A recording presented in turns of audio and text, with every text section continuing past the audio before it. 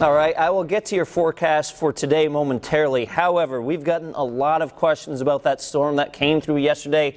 So much snow for many of our neighbors, not so much snow for most of Rhode Island, although places like North Cumberland did get about a foot, but a lot of us just a few inches.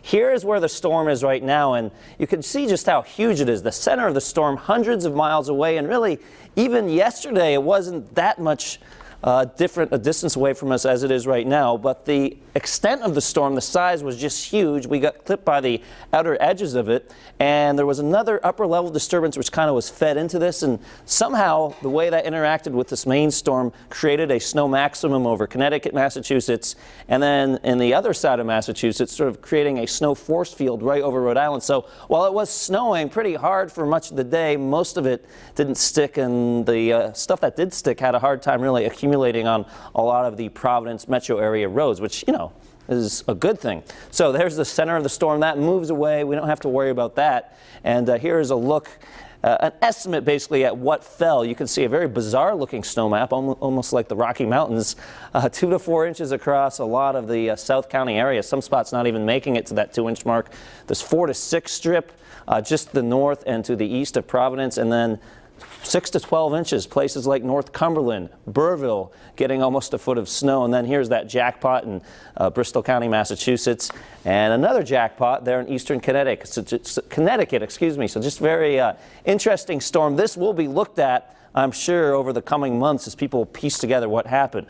We know what's happening right now. There's no rain or snow as we look at live Pinpoint Doppler 12, so we move on to our current temperatures. 30 right now in Smithfield, 34 Providence, 32 Newport. I should point out that because of some of that slush, leftover snow, the water that was on the roads from yesterday evening, a lot of that has frozen over, so those driveways, sidewalks may be very slick. Just use some caution out there this morning. A nice looking sunrise, though. We'll take this after yesterday, that's for sure. Providence, you're at 34, and Newport, 32 degrees. We look at some of our wind speeds right now. Winds out of the north at around 13 miles an hour. We'll be breezy today, not as windy as yesterday, but winds between about 5 to 15 miles an hour with gusts around 20. So our satellite picture showing most of the clouds offshore. I wouldn't be surprised to see a few of these clouds back in today, especially from the Cape into eastern Massachusetts. You can see 8 o'clock in the morning, the clouds trying to advance into Rhode Island. A few of these may slip through, but as we go into the afternoon, I'm thinking a lot of these sort of melt away. So we'll call it mostly sunny skies today. Then as we head into tomorrow, some of these clouds try to reemerge and back into Rhode Island again, and they may have a bit more success tomorrow, so partly cloudy tomorrow. But it's nice when we're talking about clouds and not rain and snow. When clouds are your main issue with the forecast, we like that, especially as we approach the weekend. So 44 degrees today. Tomorrow, increase in clouds, but it will be a little bit warmer. And this is very, very important, because if you don't do this, you're going to be late to everything tomorrow. Steve Nielsen and I, we have to work. If we forget to do this, we'll be an hour late, and that would not be good for our newscast. So we are setting our clocks ahead 1 hour. Make sure you do that before you go to bed.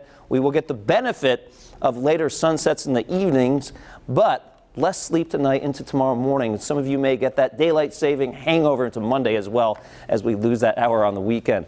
As we look at the rest of the week, how about 53, but some rain showers on Tuesday, cooling off again by the end of the week. So overall, a pretty quiet next 7 days. Certainly we will take that after that snowstorm yesterday. Allow me to be negative for just a second. Yes. The one day we get into the 50s, we have to deal with rain too. Yes, that often happens around here in springtime. I apologize about that. I will see what I can do. Thank you, Pete. Yep. All right, your time right now, 6:23, and there's more coverage you can count on.